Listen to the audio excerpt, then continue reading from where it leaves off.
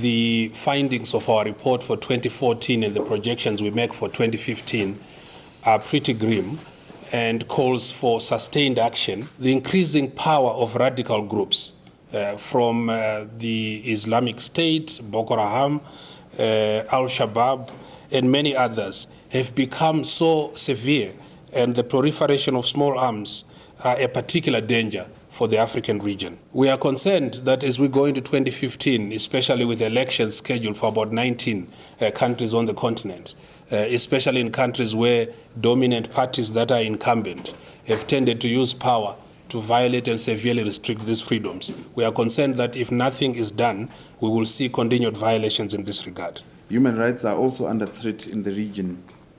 We are seeing a disturbing emerging pattern in Southern Africa where people are being criminalized for exercising their freedom of assembly, association, and expression.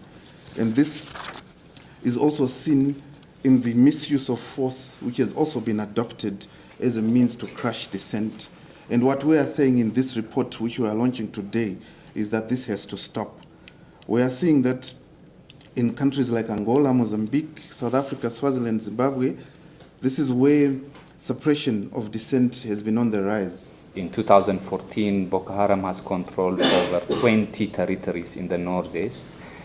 We've documented and exposed how Nigerian military authorities knew of an impending attack by Boko Haram, including the imminent abduction of the Chibok girls, but didn't take effective measures to protect civilians.